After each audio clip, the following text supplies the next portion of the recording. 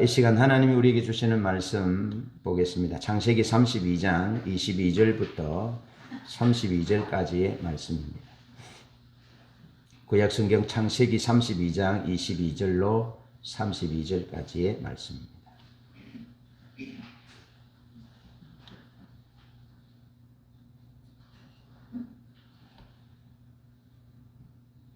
우리 한 음성으로 합독하시겠습니다. 시작. 밤에 일어나 두 아내와 두 여종과 11 아들을 인도하여 야복나루를 건널세 그들을 인도하여 시내를 건너가게 하며 그의 소유도 건너가게 하고 야곱은 홀로 남았더니 어떤 사람이 날이 새도록 야곱과 씨름하다가 자기가 야곱을 이기지 못함을 보고 그가 야곱의 허벅지 관절을 치매 야곱의 허벅지 관절이 그 사람과 씨름할 때에 어긋났더라.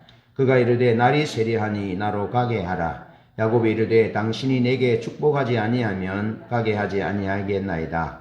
그 사람이 그에게 이르되 내 이름이 무엇이냐? 그가 이르되 야곱이니이다. 그가 이르되 내 이름을 다시는 야곱이라 부를 것이 아니요 이스라엘이라 부를 것이니 이는 내가 하나님과 및 사람들과 겨루어 이겼음이니라. 야곱이 청하여 이르되 당신의 이름을 알려주소서. 그 사람이 이르되 어찌하여 내 이름을 묻느냐 하고 거기서 야곱에게 축복한지라. 그러므로 야곱이 그곳 이름을 브니엘이라 하였으니 그가 이르기를 내가 하나님과 대면하여 보았으나 내 생명이 보존되었다 함이더라. 그가 브니엘을 지날 때에 해가 돋았고 그의 허벅다리로 말미암아 절었더라. 그 사람이 야곱의 허벅지 관절에 있는 둔부의 힘줄을 쳤으므로 이스라엘 사람들이 지금까지 허벅지 관절에 있는 둔부의 힘줄을 먹지 아니하더라. 아멘. 할렐루야. 우리 신우 집사님이 지난 5월 7일 금요일에 의식을 회복했다는 소식을 들었습니다. 온 교우가 감격을 했고 또 울고 난리가 났습니다. 예. 모든 영광을 하나님께 돌려드립니다. 하나님이 하셨습니다. 제가 조심해야 할 것은 하나님의 영광을 가로채지 않는 것입니다. 우리가 조심해야 될 것은 우리가 기도했어, 우리가 뭐 어떻게 해서 했다는 것들은 조심하셔야 합니다. 하나님을 100% 높이는 표현에만 그렇게 하시고 하나님의 영광을 가로채지 않기를 바라고요. 성도 여러분 고생 많이 하셨습니다. 그런데 하나님이 감동하시는 것이 있는데요. 그것은 긴장을 늦추지 말고 시속하여 하나님을 구해라. 시속하여 하나님을 찾고 예배해라 하는 감동입니다. 오늘은 이 시점에서 우리들이 취해야 할 믿음의 자세에 대해서 야곱의 야복강 사건을 중심으로 말씀을 살피고 나누도록 하겠습니다. 먼저 하나님은 모든 것을 알고 계시고 하나님은 전략을 가지고 계신 분입니다. 하나님 모든 것을 아십니다. 전지전능하십니다. 모든 것을 아시고 모든 것을 하실 수 있는 분입니다. 하나님은 어디나 계십니다. 지금 이곳에도 계시고 헝가리에 우리 신우 집사님 병상에도 함께 계십니다. 우린 그것을 믿고 기도했습니다. 하나님 어디나 계시고 계셔서 보시고 종이 우리가 살아가면서 하나님 앞에 기도했고 예배했고 몸부림쳤던 것들을 하나님 다 보고 계셔서 특히 이신우 집사님이 하나님 예배하고 기도하고 몸부림치는 하나님의 영광을 위하여 하나님의 교회를 위해 살고자 하는 몸부림을 하나님이 보셨어요. 그리고 전략을 갖고 계세요. 앞으로도 전략을 갖고 계세요. 나는 그것을 믿어요.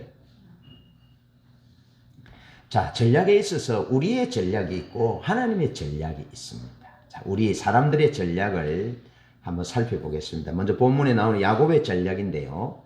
32장 9절로 12절에 보면 야곱이 전략을 세우는데 어떤 전략을 세우느냐 하면 하나님이 하란에 있을 때 하나님이 야곱에게 돌아가라. 네 고향, 네 아버지 집으로 돌아가라. 그렇게 말씀하셨거든요. 특기 땅 하란에서 하나님이 야곱에게 돌아가라 말씀하셨어요. 그래서 하나님이 돌아가라 말씀하신 것을 듣고 고향으로 돌아가는 길입니다. 그런데 형님이 400명의 자객을 거느리고 자기를 죽이러 온다는 정보를 듣습니다. 그래서 야곱이 하나님께 기도합니다. 하나님, 돌아가라면서요. 하나님이 돌아가라 하신 대로 제가 돌아갑니다. 하고 하나님의 약속을 붙들고 기도합니다. 그리고 창세기 28장에 보면 야곱이 형님이 자기를 죽이려 하니까 아버지가 외삼촌 집 특기 땅에 있는 하란으로 피하라 그래서 피해 가다가 루스 땅 베델에서 돌베개를 하고 잠을 잡니다. 그때 하나님이 사닥다리가 하늘문이 열리면서 사닥다리가 내려오고 하나님의 천사들이 오르락 내리락 하는 것을 경험하게 됩니다. 베델에서. 그래서 야곱이 베개하여 자던 돌을 세워서 거기 기름을 붓고 하나님께 제단을 쌓습니다. 하나님, 당신이 나를 평안히 고향으로 돌아오게 하시면 하나님은 나의 하나님이 되실 것입니다. 그리고 내가 11조를 구별하여 하나님께 드리겠고 내가 돌로 세운 이곳이 하나님의 성전이 될 것입니다. 라고 하나님께 딜을 해요. 딜을. 하나님이 편안하게 돌아오시게 해주시면 내가 하나님을 내 평생에 내 하나님으로 섬기겠고 내가 11조를 하나님께 드리겠고 하나님의 주권을 인정하겠고 그리고 이곳이 성전이 될 것입니다. 라고 하나님께 딜을 하는 기도를 드립니다. 그때 하나님께서 야곱에게 이렇게 말씀합니다. 내가 너에게 은혜를 베풀 것이고 내가 이 땅을 너에게 줄 것이고 너의 씨를 많이 줄 것이다. 내 후손을 번창케 해줄 것이다. 라는 약속을 창세기 28장의 베델에서 하나님 야곱에게 해주세요. 그 야곱이 그 절체절명의 순간에 그의 전략을 세우는데 하나님을 붙들고 늘어집니다. 하나님이 약속하신 것을 붙들고 늘어져요. 하나님 그렇게 하신다 했지 않습니까? 그렇게 약속했지 않습니까? 은혜를 베푸신다 약속했지 않습니까? 내 후손을 많은 후손을 주겠다고 약속했지 않습니까? 하고 하나님의 약속을 붙들어요. 그런데 그 이후에 또 연약한 모습을 보여요. 이것만 하면 되는데 여러분 잘 기억하십시오. 이것만 하셔야 합니다. 우리가 전략을 세울 때 야곱이 첫 번째 전략을 세웠던 것만 붙들면 돼요. 하나님의 약속을 붙들면 돼요. 하나님 말씀을 붙들면 돼요. 그래서 하나님 붙잡고 늘어지면 되는데 야곱이 인간인지라 또 인간적인 전략을 세우는데요. 자기의 육축을 가축을 반으로 나눕니다. 이제 두 대를 나누고 앞세우고 뒤세우고 그리고 형님을 위해서 선물을 준비합니다. 선물을 준비해서 종들을 앞세우면서 그렇게 말합니다. 이게 무엇이냐? 그러면 내 주인 야곱의 것입니다. 그런데 내 주인은 뒤에 있습니다. 그러면서 이것은 내 주인에게 드리는 선물입니다. 그래서 선물을 드린 후에 형의 마음을 푼 후에 형을 만나려고 전략을 세웁니다. 물질 공세를 하고 있습니다. 그러면서 인간적인 조치도 취합니다. 자, 우리가 6.25 때에 낙동강 전선이 있어서 북한에게 삼켜지지 않았습니다. 그래서 강은 어떤 하나의 교두보가 되는 겁니다. 전투의 교두보, 어떤 유리한 이점이 되는.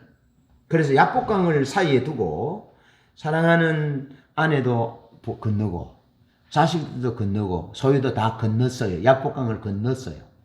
그리고 자기는 야복강 이쪽에 있습니다. 형이 와서 가축을 치면 자기는 도망치려고. 여러분, 아내의 입장에 보면 바가지감이지요. 평생의 바가지 걸을 바가지감입니다. 자식들의 입장에 보면 어떻습니까? 그 아버지를 믿고 따를 수 있겠습니까? 참 좀 비겁한 모습입니다. 이게 야곱의 전략입니다. 야곱의 전략. 이것이 연약한 인간의 모습을 보여주는 전략입니다. 그래서 이것은 야곱의 전략인가 하면 곧 우리의 전략입니다. 나의 전략입니다.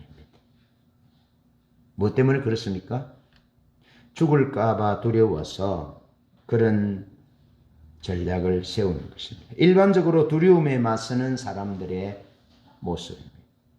야곱의 모습은 연약한 우리, 나의 모습을 보여주고 있습니다. 여러분, 하나님은 섞이는 것을 싫어합니다. 야곱이 처음에 전면에 내세웠던 전략이 하나님이 돌아가라 하셨잖아요. 하나님이 은혜를 베푸신다 하셨잖아요. 또 은혜를 베푸셨잖아요. 하나님이 내 후손을 많은 후손을 주겠다고 약속하셨잖아요. 하고 그것만 붙들면 늘어지면 되는데 그 전략만 세우면 되는데 야곱이 인간이기 때문에 우리와 같은 인간이기 때문에 불안한 거죠. 그래서 이것도 해보고 저것도 해보고 막 다 해보는 거죠. 그런 모습을 우리에게 보여주고 있는데 하나님은 하나님과 재물을 겸하여 섬길 수 없다라고 말하고 있습니다. 하나님의 약속을 붙들면서도 인간적인 여러 가지 방법들을 취하는 것은 불신앙적인 요소인 것을 성경은 우리에게 말해주고 있습니다. 하나님을 사랑하면 하나님만 사랑하고 하나님의 약속만 붙들면 하나님의 약속만 붙들고 거기에 불순물이 들어가게 해서는 안 된다는 거죠. 우리가 신우 집사님의 사건을 통해서 한 40일 동안 철저하게 노력한 것이 뭐냐면 불순물이 들어가지 않도록 노력한 거예요. 야곱이 하나님의 약속을 붙들고 나아가면 됐는데 그 위에 여러 인간적인 물량 공세와 여러 가지 비겁하게 자기만 살려고 하는 그런 부분들을 제거하려고 노력했습니다. 여러분, 이것이 믿음인 것입니다. 하나님은 우리의 믿음을 이런 불순물을 제거하시고 순수하게 하나님 그분의 약속과 그분의 역사만 붙들도록 하나님이 우리를 계속하여 말씀하시고 초청하고 계신다는 겁니다. 여러분, 이것이 야곱이 세운 전략입니다. 죄의 요소들이 가득한 실패할 수밖에 없는 혼합된 전략입니다. 이 혼합된 전략은 실패할 수밖에 없습니다. 하나님은 그것을 불신앙이라 하시면서 응답하지 않습니다. 그런데 하나님의 전략이 있습니다. 하나님의 전략은 야곱의 전략과 좀 다릅니다. 32장 24절에 보면 이렇게 말씀하고 있습니다.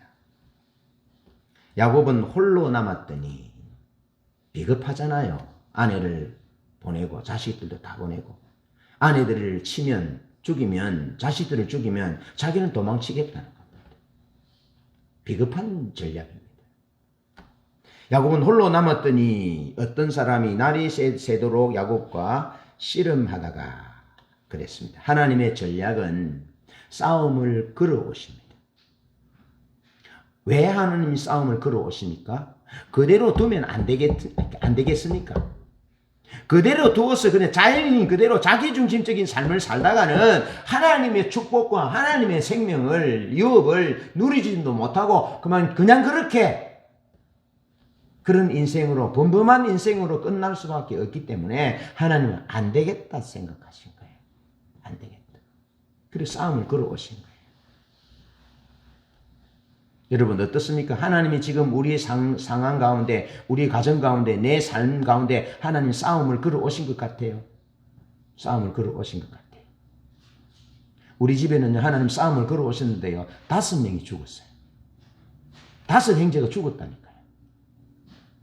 우상 숭배하고 절 짓고 막 난리를 치니까 하나님이 안 되겠다는 거죠. 그래 싸움을 걸어오셔서 1명 데려가고 그래 또 싸움을 걸어서 정신을 못 차려 또 1명 데려가고 또 1명 데리고 또 1명 데리고 5명을 데려갔다니까.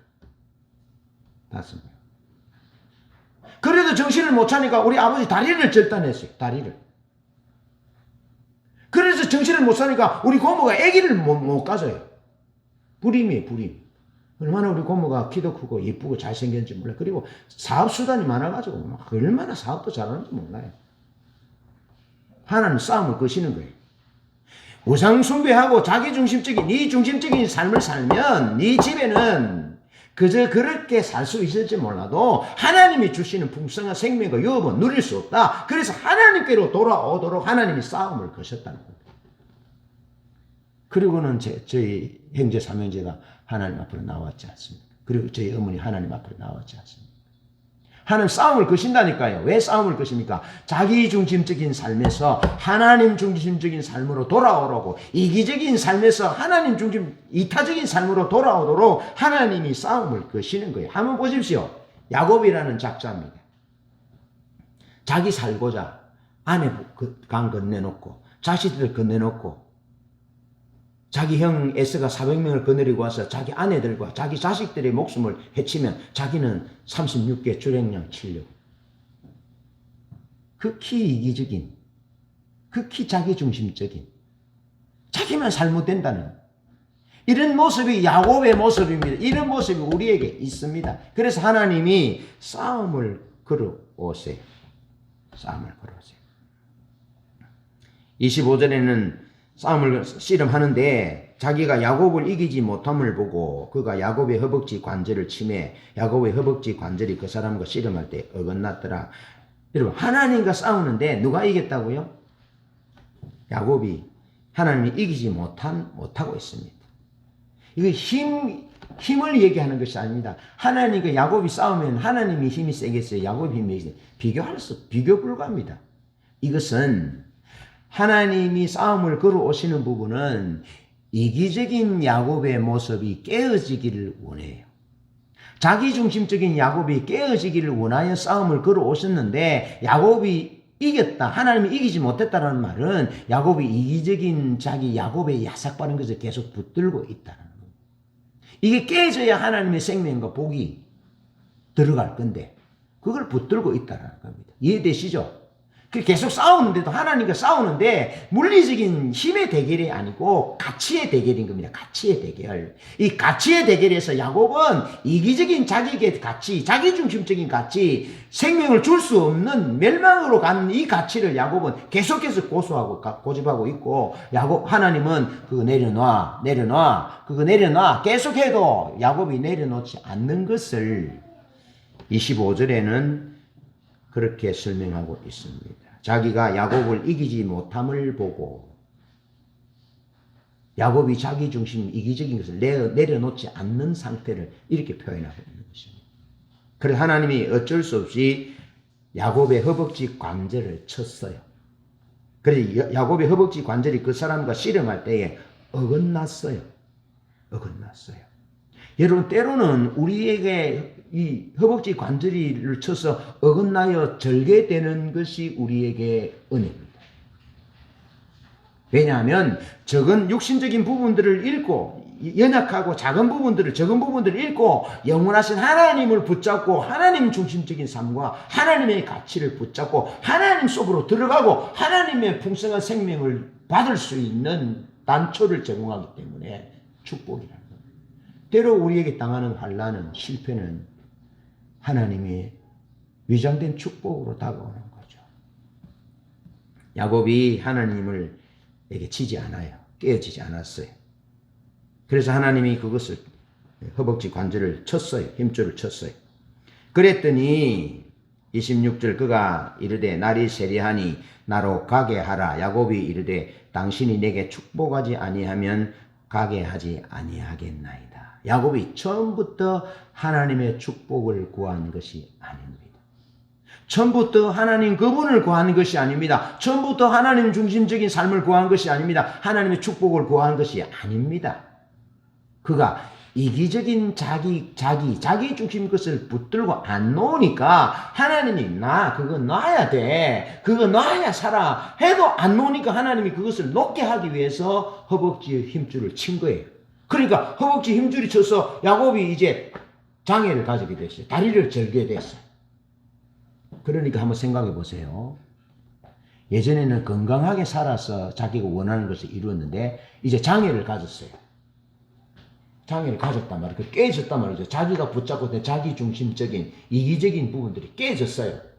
그러니까 그때부터 하나님을 붙잡는 거예요. 안 되겠다. 내가 하나님의 축복을 놓치면 내가 이 절름발이 인생으로 이 평생에 이렇게 살아야 되겠는데 이거 안 되겠다 하고 이제 정신을 차린 거예요. 정신을. 그러면서 야곱이 무엇을 구합니까? 하나님의 축복을 구하고 있습니다. 지금 이 순간에는 자기가 살고 죽느냐, 형님에게 살고 죽느냐 그 문제가 아니고 자기는 하나님의 축복을 받느냐 안 받느냐 그것이 문제로 전환되고 있습니다. 여러분, 우리의 문제는 살고 죽느냐의 문제보다 더 중요한 문제가 있습니다. 그것은 우리가 하나님의 생명과 하나님의 축복을 받아 누리느냐 그렇지 못하느냐가 우리의 생명 살고 죽는 것보다 더 중요하다는 사실을 기억하셔야 합니다. 하나님은 그렇게 야곱에게 있어서 하나님이 전부가 되기를 원하셨던 거죠. 그래 지금까지 기다려 주신 거죠. 그리고 야곱강 나루토에서 이제 야곱이 그 하나님을 붙잡는 겁니다. 하나님 축복해 주십시오. 내가 축복하지 않으면 내가 당신을 가게 하지 않겠습니다. 라고 자꾸 늘어지는 겁니다. 그러니까 어떻게 합니까? 하나님이 날이 세리하니 내가 가야 한다 하니까 야곱이 붙잡습니다. 내게 축복하십시오. 내게 축복하십시오. 내게 축복하지 않으면 내가 당신을 보내지 않겠습니다. 라고 목숨을 걸고 붙드는 겁니다. 하나님을 붙드는 것입니다. 목숨을 걸고. 하나님은 야곱이 목숨을 걸고 하나님을 붙잡는 사람 되기를, 하나님의 얼굴을 구하는, 하나님 그분 존재 자체를 구하는 자 되기를, 목적하는 자 되기를 원하셨어요. 절체절명의 순간에 야곱이 요구한 것은 하나님의 축복이었습니다. 하나님의 전략의 핵심은 바로 이것입니다. 야곱이 하나님의 축복을 구하게 했던 그 하나님의 전략의 핵심처럼 하나님이 우리 삶의 여러 가지 사건과 여러 가지 사고와 여러 가지 질병과 여러 가지 일들을 통해서 우리가 하나님의 축복을, 하나님 그분을 붙잡기를 원하신다고요. 그것이 하나님의 전략의 핵심 중에 핵심입니다. 그러니까 우리에게 우리 삶에 여러 가지 많은 일들이 일어날 수 있습니다. 성공도 일어날 수 있고 실패도 일어날 수 있고 질병도 당할 수 있고 여러 가지 사고도 당할 수 있고 이런 여러 가지 수많은 일들이 당할 수 있는데, 이런 당하는 일들을 통해서 우리가 하나님 그분의 축복, 하나님 그분을 붙잡지 않는다면, 놓친다면 우리는 다시 광야 학교로 입학해야 돼요. 다시 들어가야 돼요. 다시 고난의 쳇바퀴 속으로 들어가야 돼. 그러나 야곱이 하나님의 축복을 붙잡고 난 이 이후부터 하나님이 야곱의 삶을 놀랍도록 인도하셔요. 놀랍도록 인도하시고 하나님의 그 약속을 유업으로 계례하는 그런 족장의 삶으로 하나님이 인도하세요. 여러분, 하나님의 전략을 놓치지 마시기를 바랍니다. 여러분, 아브라함으로부터 이어지는 이삭과 야곱으로 이어지는 하나님의 전략은요, 온 인류가 구원을 얻는 겁니다. 알겠죠? 모든 인류가 구원을 얻는 그 단초를 놓는 것인데, 그 기초를 놓는 것인데, 그 기초를 놓아야 할 야곱이 세상 가치로 가득 차고 자기 중심적으로 이기적인 마음으로 가득하다면 하나님이 모든 민족을 구원하고자 하는 그 계획에 차질이 생기는 것입니다. 아시겠죠? 그래서 하나님이 모든 민족을 구원하기 위한 그 계획의 핵심은 야곱이 하나님의 축복을 구하는 것입니다. 야곱이 하나님을 목적하는 삶을 사는 것, 하나님의 얼굴을 구하는 삶을 사는 것이 하나님의 전략이었다라는 겁니다. 그래서 아브라함이 처음에는 뭐 땅을 원했고 뭐 그랬지만 결국 아브라함이 모리아산에서 독자 이삭까지도 드리잖아요. 하나님을 목적하잖아요. 하나님을 예배하고 믿음으로 살잖아요. 그런 은혜를 베푸시고 그 아버지 이삭도 마찬가지입니다. 하나님의 얼굴을 구하고 하나님께 예배하고 기도하는. 그래서 누가 우물을 빼앗아도 그에 양보해버리고 지금 석유 시추선을 띄워서 석유를 캐는 것과 같은 것이 그때 당시에 우물 하나 파는 거거든요. 근데 우물을 뺏으면 줘버리고 그는 하나님께 그 믿음의 닷을 내렸어요. 하나님만 구했어요. 그 아들이, 이삭의 아들이 야곱인데 그의 조부, 그의 아버지까지는 그렇게 하나님을 구하는 삶을 살았어요. 그의 조부와 그의 아버지에게 주신 하나님의 계획은 천하 만민이 너를 통해서, 너 후손을 통해서 복을 받는 것이, 구원 얻는 것이었습니다. 그렇게 야곱이 조부와 그 아버지에게 주어졌던 하나님의 전략적인 그 계획을 이어받았잖아요. 그래 야곱이 자기중심적이고 이기적이고 세상 가치로 인간적인 방법으로 위기의 상황을 모면하려는 그런 모습으로 지금 남아있잖아요. 그러니까 하나님이 그냥 두실 수 없는 거지요. 그래서 하나님이 밤에 찾아오셔서 씨름을 거시고 고집하는 그 야곱의 한도배를 치시고 결국에는 야곱이 하나님의 축복을 구하는 하나님 그분을 구하는 그런 삶으로 전환되기를 원하셨다는 거죠. 그래서 하나님이 모든 것을 알고 계시면서 전략을 갖고 계시는데 하나님의 전략의 핵심은 하나님의 축복을 구하는 하나님 그분을 구하는 하나님의 얼굴을 구하는 것이 하나님의 전략의 핵심이었다는 겁니다. 그래서 그렇게 전환시킨 다음에 하나님이 야곱을 통해서 이스라엘이 되게 하고 이스라엘의 후에 다윗의 가문을 통해서 메시아 예수님이 태어나게 하셨고 예수님을 통해서 예수님 십자가의 구속으로 모든 인류가 구원 얻는 그런 은혜를 하나님이 베푸셨다는 거죠. 이 하나님의 전략을 놓치지 마시기를 축복합니다. 그런데 두 번째로 하나님은 우리의 두려움보다 앞서서 싸우시는 분입니다. 여러분 우리가 왜 두려워합니까? 여러분 무엇이 두렵습니까?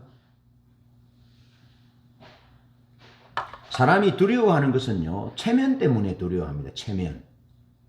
사람들이 나를 어떻게 생각할까 때문에 두려워합니다. 여러분, 다른 사람들이 밥 먹여줍니까? 예? 다른 사람들이 우리에게 밥 먹여줍니까? 다른 사람 시선 신경 쓸 필요 없어요. 우리가 두려워하는 이유는 다른 사람들이 나를 어떻게 생각할까, 다른 사람들이 어떻게 생각하든 말든지, 그거 신경 쓰지 마시기 바랍니다. 다른 사람이 나를 어떤 관점으로 바라볼까 그런 거 신경 쓰지 마시기 바랍니다. 그러니까 쓸데없이 성행하고 쓸데없이 다른 사람들이 밥 먹여줍니까? 그것 때문에 두려워하고요. 무엇보다도 우리가 가장 두려워하는 핵심적인 것은 죽음에 대한 두려움입니다. 죽음에 대한 두려움. 죽음에 대한 두려움. 죽을까 봐 두려워하는 거죠. 야곱의 두려움은 그것이었어요. 32장 6절로 7절에 보면 야곱이 400명을 거느리고 오는 형 에스가 두려웠어요. 왜 형이인데 두렵습니까? 그것은요. 창세기 27장 42절로 45절에 보면 그의 어머니가 야곱에게 한 말에서 힌트를 얻을 수 있습니다. 야곱이 그 형을 대신해서 아버지의 축복을 가로채잖아요. 아버지 이삭의 축복을 가로채요.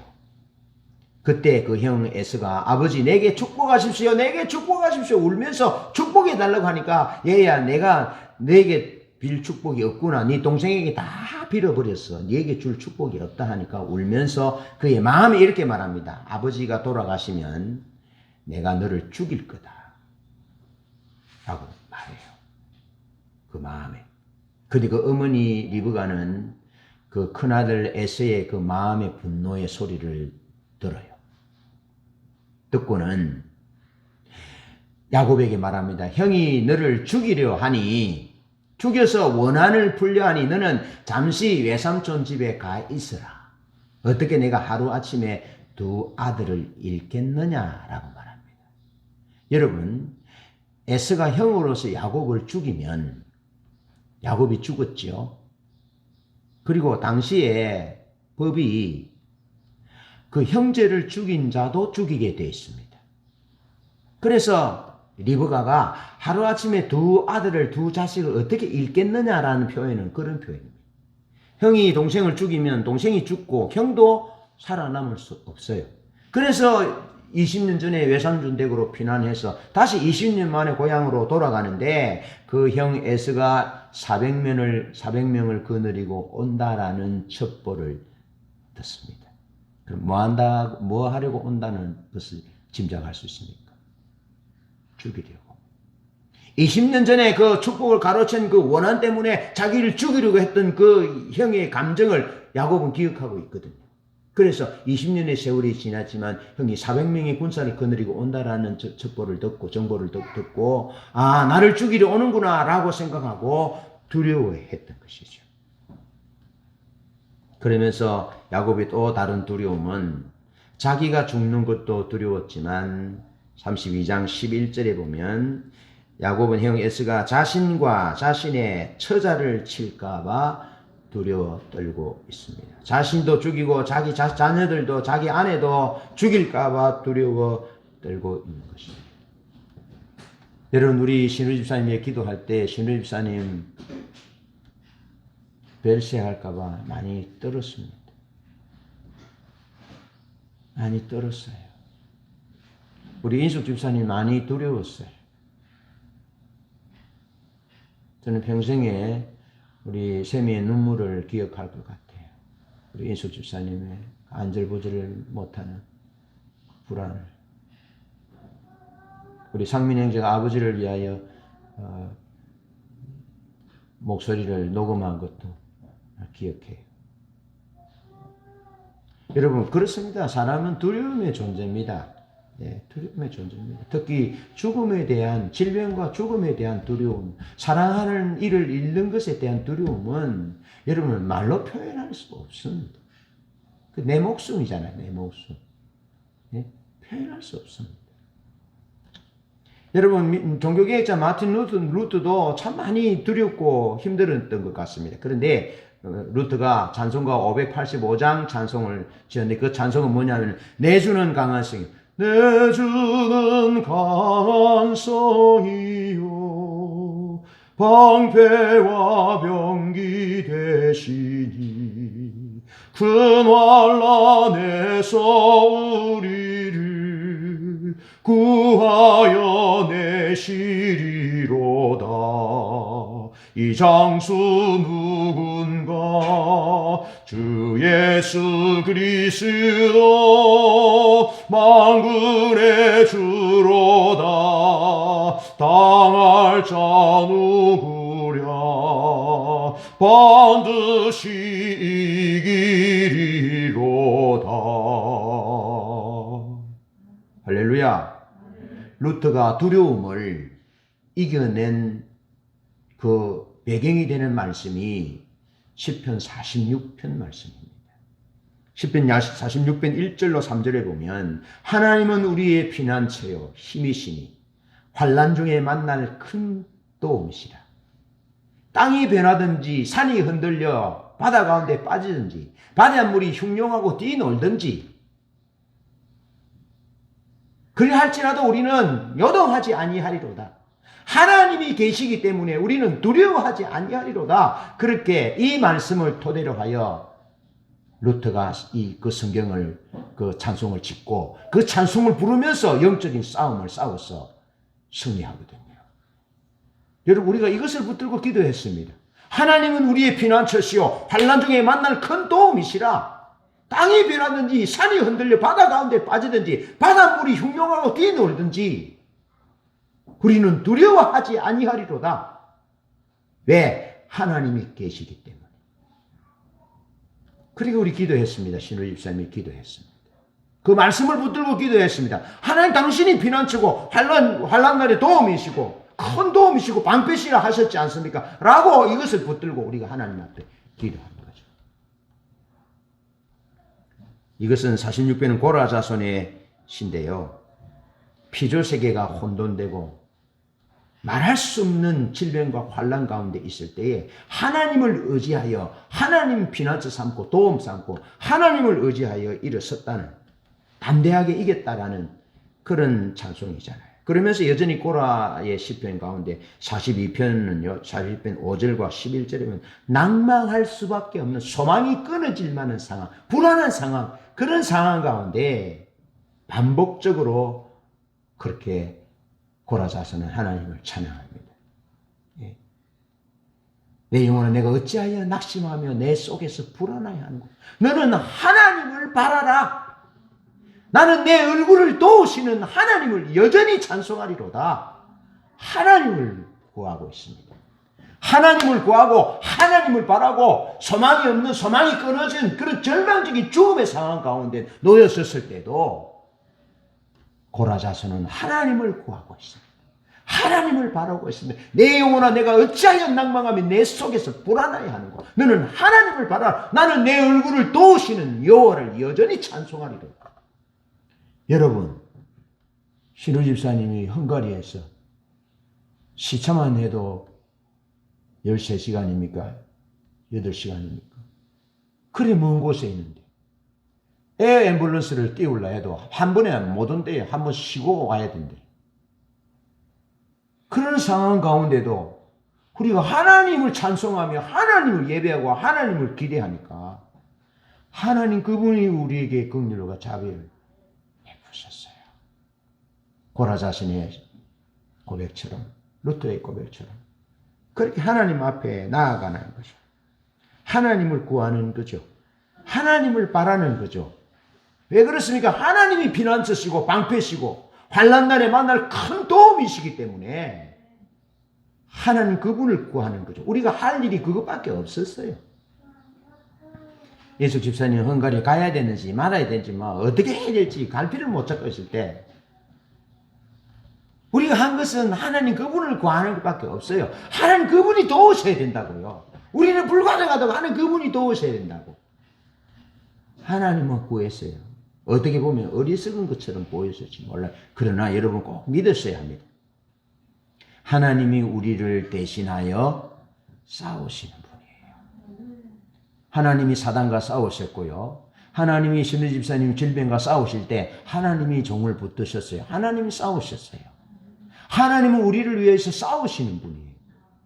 그래서 이사야에서 말씀하잖아요. 보스라에서 홍의를 입고 보스라에서 올라오는 자가 누구냐? 하나님이 보스라에서 적군들을 물리치고 올라오는 그 옷에 핏자국이 포도즙처럼 묻어서 자기 백성을 위해서 싸우시는 분임을 예언적으로 말씀해 주고 있는 것입니다. 꼭 기억하셔야 됩니다. 여러분, 우리가 싸울 수 없는 싸움, 영적인 싸움, 우리가 싸울 수 없는 죽음의 싸움, 질병의 싸움, 그거 얼마나 너무 크고 두려움이 얼마나 큰지 모르는데, 그런데 우리가 싸울 수 없는 싸움을 하나님이 대신 싸우세요.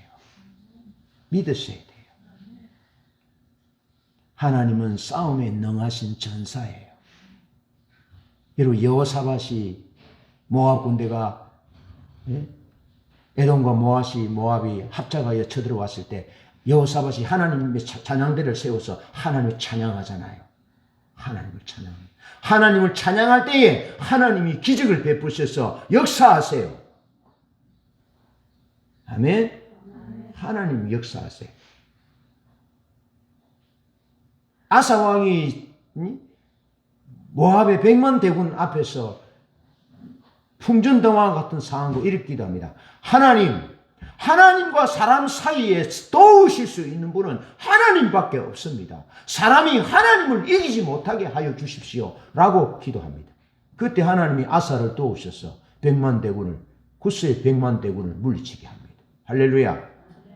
하나님이 싸우시는 분이심을 믿어야 합니다. 우리가 하나님 그분이 긍휼과 자비를 구하고 하나님 인자를 부으시기를, 성실히 일하시기를, 우리를 위해 대신 싸워주시기를 기도할 때요, 하나님 우리를 위해 싸우세요. 목사님 지어낸 얘기라고요? 그렇지 않습니다. 여러분, 우리 주님이 왜 십자가를 지셨습니까? 여러분, 죄의 싸움을 여러분들이 싸워서 이기겠습니까? 여러분이 어떻게 거룩하게 살려고 싸워서 죄를 이기겠습니까? 죄를 이길 자는 없습니다. 평생에 태어나서 한 번 이상 죄를 반드시 짓게 되어 있습니다. 우리는 자유의지를 상실했기 때문에, 죄를 짓지 않을 자유의지를 상실했기 때문에 죄를 반드시 한 번 이상 짓게 되고, 죄의 삭은 사망이라고 말씀하고 있습니다. 우리가 여러분 죄를 짓지 않게 이길 수 없습니다. 그런데 우리 주님이 우리 죄를 대신하여 십자가를 지셨지 않습니까? 여러분, 사단을 이긴다고요? 사단을 이길 수 없습니다. 사단은 보이지 않는 적인데요, 어떻게 사단을 이기겠습니까? 여러분, 보이지 않는 적과 싸워서 이기겠어요? 못 이깁니다. 왜 코로나가 무섭습니까? 보이지 않는 적이거든요. 왜 사람들이 공포스러워합니까? 보이지 않기 때문에 그렇습니다. 보이는 적은 피하면 됩니다. 대처하면 됩니다. 그런데 보이지 않는 적은 대처할 수 없고 피할 수도 없어요. 코로나가 그런 것입니다. 어떤 사람이 코로나가 걸렸는지 잠복에 있는지 알 수 없어요. 여러분, 사단은 보이지 않는 적입니다. 그런데 주님이 십자가에서 사단과 싸우셨어. 사단의 머리를 깨뜨리셨어요. 할렐루야. 사단의 머리를 깨뜨리셨어요. 그래서 성인은 주님이 십자가를 지시고 우리 죄를 피 흘려서 우리 죄를 지시고 용서하시고 부활하심으로 죽음을 정복하셔서 죽음을, 할렐루야. 사단도 정복하시고 죄도 정복하시고 죽음도 정복하시고 지옥도 정복하셨어요. 할렐루야. 주님이 우리를 대신하여 싸우셨고 지금도 주님이 우리를 대신하여 싸우신다는 거예요. 싸우신다. 아들을 주시니가 그 아들과 함께 모든 것을 은사로 주지 않겠. 이 말은 하나님이 우리를 위해 싸우신다는 거예요. 지금도 이 역사가 끝날 때까지 주님이 우리를 위해 싸우세요. 우리의 행복을 위하여, 우리가 하나님의 얼굴을 구하고 하나님과 동행하는 삶을 살게 하기 위해서 하나님이 우리를 위해 싸우신다고. 그것을 믿으셔야 돼요. 그거 믿음입니다. 몇 주 전에 우리 유미 집사님이 예배하시고는 감동 가운데 하나가 믿음으로 싸우라. 믿음으로 서라. 감동하셨거든요. 하나님이 우리를 위해 싸우신다는 것을 믿는 것, 그것이 지금 현재 진우 집사님을 살리기 위한 믿음이에요. 우리 그 믿음을 가지고 기도했어요. 하나님이 대신 싸우시는 분인 줄 믿고 기도했어요. 하나님, 이 코로나 바이러스 배후에 어떤 정부의 세력이 있다면 그 정부의 세력이 건강한 정부가 아니잖아요. 그 배후에 사단이 있다는 것인데 하나님, 신우 집사님이 코로나로 인해서 돌아가신다면 하나님이 이 어둠의 세력에게 지는 것입니다. 하나님 지지 마십시오. 반드시 싸워서 이겨주십시오라고 얼마나 우리가 목 놓아 기도했는지 모릅니다. 하나님은 반드시 우리를 위하여 대신에 싸우시는 분. 우리의 죄를 위하여 지옥을 가게 앉기 위해서 사단과 우리의 죽음과도 하나님이 싸우셔서 우리에게 영생을 주시는 분이심을 믿으셔야 돼요.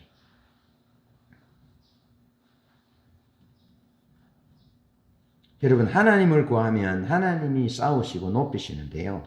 역대상 14장 8절로 12절 한번 찾아보겠습니다.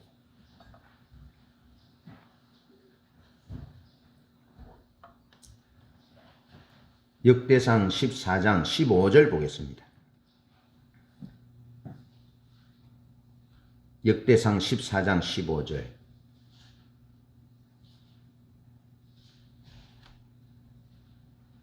함께 읽습니다. 시작.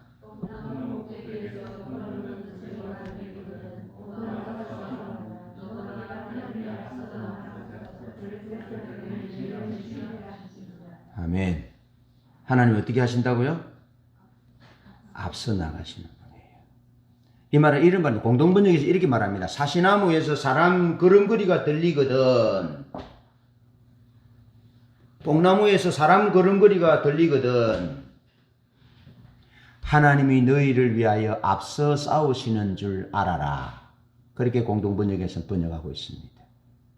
블레셋 1차 침공에서 다윗이 하나님 어떻게 할까요? 묻습니다. 블레셋은요, 지금으로 말하면 미국과도 같은 철제 무기로 무장한, 이스라엘은 구리 무기로, 구리 칼 가지고 싸우고, 블레셋은 쇠로 가지고 철로 싸우면 누가 이기겠습니까? 구리는 휘어요. 강도가 약해서 게임이 안 돼요. 그런 싸움입니다. 그런데 다윗이 어떻게 하냐면 블레셋이 쳐들어왔을 때 다윗은 이스라엘 남북 통일왕국의 왕이 된 지 얼마 되지 않았어요. 그래서 어수선한 때입니다. 그때 블레셋이 쳐들어왔어요. 그때 다윗이 하나님의 얼굴을 구합니다. 하나님 어떻게 할까요? 하나님 어떻게 할까요? 하나님 도와주세요. 하나님 인자와 자비를 베풀어 주세요. 은혜를 베풀어 주세요 하고 하나님께 구하니까 하나님이 전공법으로 나가라. 그래서 전공법으로 나가 이겼어요. 그 다음에 또 블레셋이 쳐들어왔어요. 그때 하나님 앞에 다윗이 또 묻습니다. 하나님 어떻게 할까요? 하니까 하나님이 이제는 전공법이 아니고 이렇게 말씀합니다. 뽕나무에서 사시나무에서 사람 걸음 걷는 소리가 들리면 내가 너희보다 앞서서 나가는 줄 알아라. 그리고 하나님이 앞서 나가 싸우시고 다윗의 군대가 나가서 블레셋을 물리칩니다. 그리고 그 후에 하나님이 다윗의 이름을 명성을 높여주고 다른 주변 나라들이 다윗을 두려워하게 만듭니다. 할렐루야. 하나님이 싸우시는 분입니다. 싸움의 핵심은 하나님이 앞서 나가셔서 싸우시는 것입니다. 문제는 우리가 그 하나님이 앞서 나가서 싸우실 수 있도록 하나님 도와주십시오. 하나님 축복하십시오. 하나님 어떻게 할까요? 하고 하나님의 얼굴을 구하는 것이 핵심이에요. 다윗은 자기가 자기 계획으로 자기 전략으로 싸우러 나갔다면 실패했을 겁니다. 그런데 다윗은 자기 전략으로 싸우러 나가죠. 왜냐하면 자기 전략으로 싸우면 이길 수 없습니다. 구리 칼과 철새 칼하고 싸우면 이기겠습니까? 불가능합니다. 그러니까 하나님의 얼굴을 가 하나님 어떻게 할까요? 도와주세요. 하나님만이 도움이 있어요. 하나님만이. 신우 집사님 사경을 헤맬 때 정말 우리가 할 것은 아무것도 없었습니다. 할 것이 없었습니다. 여러분 알잖아요. 어떻게 하겠습니까? 사람을 보면 뭐 어떻게 하겠지만 보이지도 않는 저기 영만을 타고 헝가리에 있습니다. 하나님만이 구할 것밖에 없었어요. 하나님 도와달라고 매달렸습니다. 그랬더니 하나님이 싸우셨어요. 그걸 믿어요. 우리는 그것을 믿어요. 하나님이 싸우실 수 있도록, 하나님이 앞서 가실 수 있도록 자꾸 하나님을 어떻게 한다고요? 하나님의 등을 자꾸 밀어드려야 돼요. 그럼 하나님 등을 밀어드리는 것이 무엇입니까? 그것이 하나님께 도움을 구하는 겁니다. 하나님의 전략을 알게 해달라고, 하나님이 싸워달라고 하나님의 얼굴을 구하는 것입니다. 그분을 구하는 것입니다. 그분의 전략을 구하는 것입니다. 그게 우리가 해야 하는 것입니다. 이것이 두 번째 우리가 해야 할 일입니다. 마지막으로 하나님의 전략의 핵심은 하나님의 얼굴을 구하는 것입니다. 하나님 얼굴을 구한다면 하나님 그분을 구하는 것입니다. 하나님을 예배하는 것입니다. 하나님의 전략을 듣는 것입니다. 여러분 다윗이 자기 정체는 하나님의 얼굴을 구하는 자로 표현합니다. 시편 27편 4절에도 그렇고 시편 24편 6절 야곱의 하나님의 얼굴을 구합니다. 누가 주의 거룩한 산 시온에 설 수 있겠느냐? 그 손이 깨끗하며 마음이 청결하며 뜻을 헛다는 데 두지 아니하며 거짓 맹세치 아니하는 자로다. 그러면서 야곱의 하나님의 얼굴을 구하는 자로다. 여러분 야곱의 하나님의 얼굴을 구하는 자만이 정직하고 거룩하고 뜻을 헛다는 데 두지 아니하고 거짓 맹세치 아니하는 뇌물을 받지 않는 그런 삶을 살 수 있다고요. 하나님의 얼굴을 구하는 자만이 거룩한 싸움을 싸울 수 있다고요. 하나님의 얼굴을 구하는 자에게 하나님이 앞서가셔서 싸우시고 거룩한 싸움을 싸우고 그래서 하나님의 거룩한 삶을 누릴 수 있다고요. 11편 7절과 17편 5절에도 다윗의 가장 큰 행복은 하나님과 온전히 사귀는 것입니다. 하나님의 은혜와 하나님의 사랑을 충분히 경험하는 것이 다윗의 행복이었어요. 다윗이 사는 한 가지 이유였습니다. 여러분 하나님의 얼굴을 구하면 하나님이 오셔서 은혜를 베푸시고 하나님이 전략을 주시고 하나님이 앞서 싸우세요. 자, 하나님은 야곱을 다스리시기를 원하셨어요. 하나님의 뜻대로 다스리시기를 원하셨고 하나님은 우리를 다스리시기를 원하세요. 그래서 창세기 32장 27절로 28절에 보면 이렇게 기록하고 있습니다. 그 사람이 그에게 이르되 내 이름이 무엇이냐? 그가 이르되 야곱이니이다. 그가 이르되 내 이름이 다시는 야곱이라 부를 것이 아니요 이스라엘이라 부를 것이니 이는 내가 하나님과 및 사람들과 게로 이기었음이니라. 그렇게 말씀하고 있습니다. 하나님은 야곱의 이름을 야곱에서 이스라엘로 바꾸어 주십니다. 여러분 야곱이라는 이름은 야삭 바른 자, 속이는 자, 발 뒤꿈치를 잡는 자, 그런 자입니다. 자기 욕심을 위해서 자기 목적을 위해서 발 뒤꿈치를 잡고 야삭 바르고 속이고 사악한 자의 대표적인 이름이죠. 그래서 아버지 눈 안 보이는 아버지를 속여서 형이 받을 축복을 가로채는 그런 이름이 야곱이지요. 그런데 하나님이 야곱을 이스라엘로 바꾸어 줍니다. 오늘 본문에서는 이스라엘이라 그러면서 네가 하나님과 사람들과 게로 이겼다라고 번역하고 있는데요. 그것보다 더 정확한 번역은 이런 것입니다.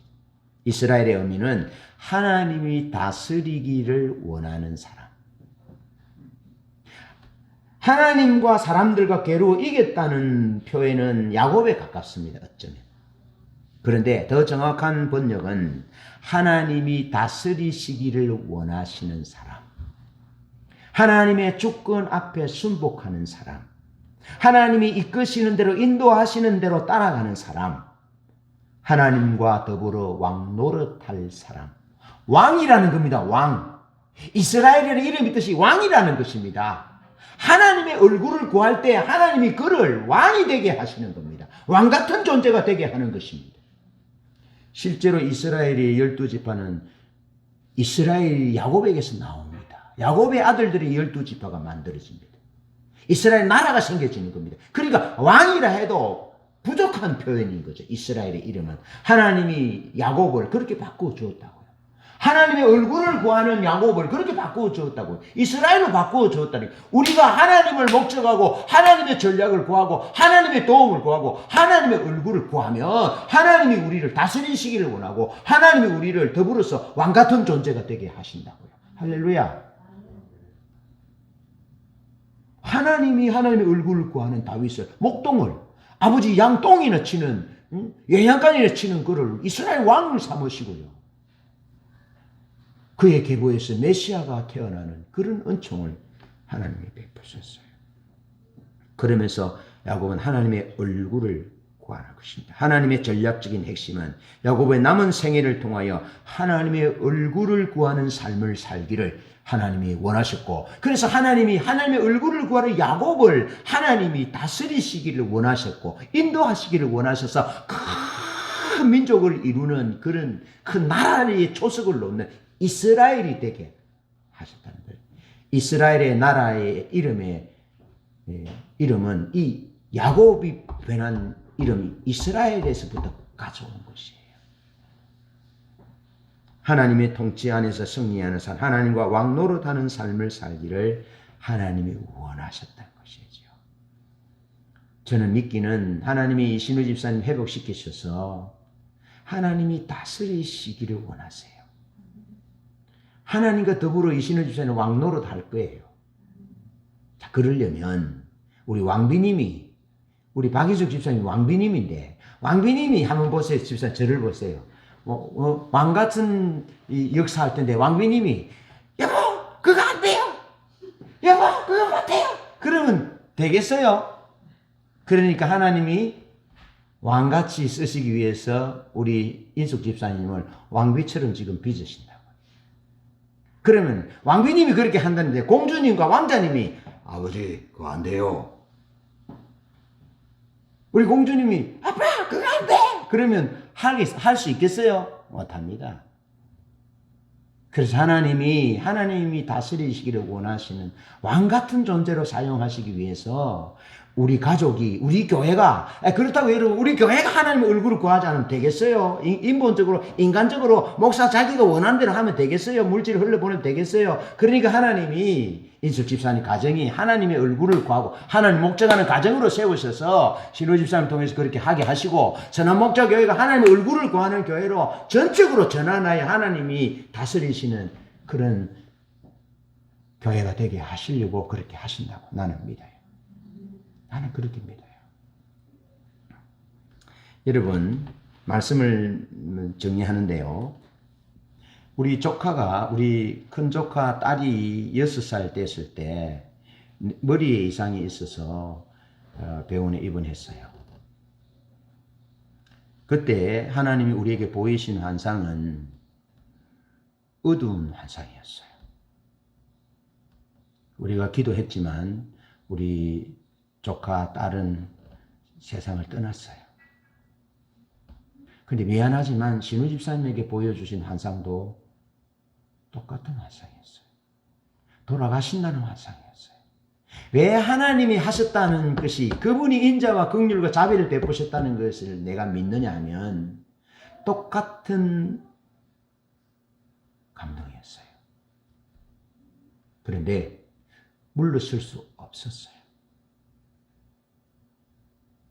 신우 집사님이 하나님 앞에 기도하고 찬양하고 예배하고 하나님 목적을 위해서 살아가겠다고 했던 그 저기 뒤에 상민형제가 앉았던 그 자리에 아버지 앉아서 그 했던 그 모습과 그 기도를 그냥 끝나지 말게 해달라고, 그냥 단순히 살려달라는 기도가 아니고 종이 하나님께 드렸던 기도를 중단되지 않게 해달라고, 종이 하나님 앞에 예배하고 했던 그것이 그냥 끝나지 않게 해달라고 기도했거든요. 절망적인 상황인데 절박하게 우리 모두 주님을 찾았잖아요. 그러면서 한 걸음 한 걸음 인도하시고 감동하시는 대로 제가 설교했습니다. 감동하시는 대로. 하나님이 성령님이 감동하신 대로 이끌어 가셨어요.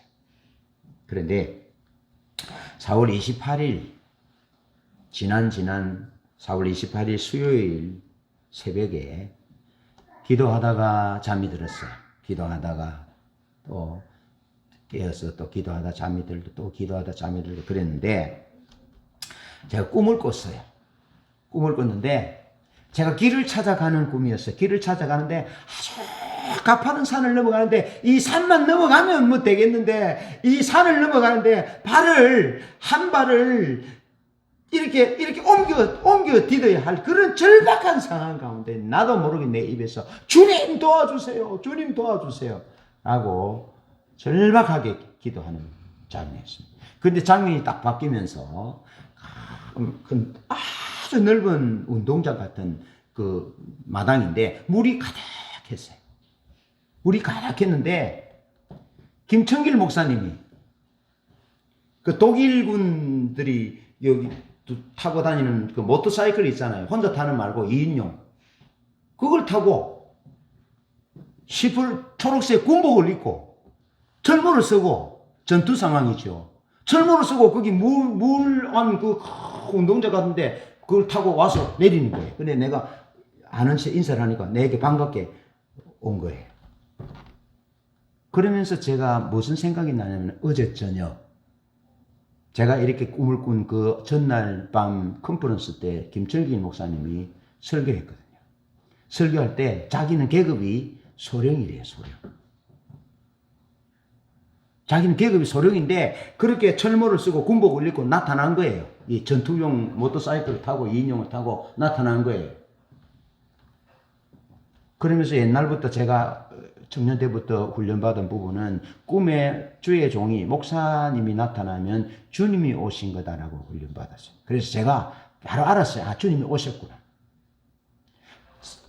발을 옮겨 디뎌야 할 수 없는 이런 절박한 상황 가운데 높은 산을 넘어가야 하는데 주님께 도움을 구했더니 주의 종이 온 거예요. 그래서 물이 가득한 거예요. 아직은 진호 집사님이 물이 가득하구나. 아직은 회복이 멀었구나. 그러면서 이제 그 주의 종이 군복을 입고 왔잖아요. 그러니까 여전히 주님이 싸우시구나. 여전히 주님이 진호 집사님 위해서 종을 위해서 싸우고 계시는구나. 그래 이 물을 말리시겠구나 하는 것과 함께 어제 저녁 김정길 목사님이 설교한 설교 내용이 선명하게 생각났어요. 그 설교의 핵심은 하나님의 얼굴을 구하라는 겁니다. 하나님의 얼굴을 구하라. 제가 하나님 앞에 기도하면서 신우 집사님을 위해서 이렇게 기도했습니다. 하나님, 내 생명 반만큼 살려주세요. 그렇게 기도했어요. 그러다 가만히 생각해보니까 내가 너무 인색해. 그래서 하나님, 저를 데려가시고 신우 집사를 살려주세요. 그렇게 기도했어요. 인숙 집사님 그런 기도 하지 말아요. 어쨌든 나는 그런 기도를 했어요. 그러면서 제가 하나님 앞에 딜을 했어요. 상민 형제, 내가 무슨 딜을 한 줄 알아요? 이숙 집사님, 내가 신우 집사님 놓고 무슨 딜을 한 줄 알아요? 세미 양, 무슨 딜을 한 줄 알아요?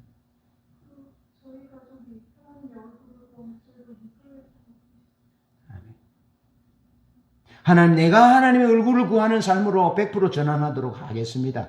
그리고 우리 교회가 하나님의 얼굴을 구하는 교회로 전환하겠고, 내가 인숙 집사님과 가족들에게, 신우 집사님에게 하나님의 얼굴을 구하는 삶으로 내가 가르치겠습니다. 종을 살려주시면 그렇게 하겠습니다라고 내가 딜을 했어요. 여러분, 하나님의 얼굴을 구해야 합니다. 하나님의 얼굴을 구하는 것이 핵심입니다.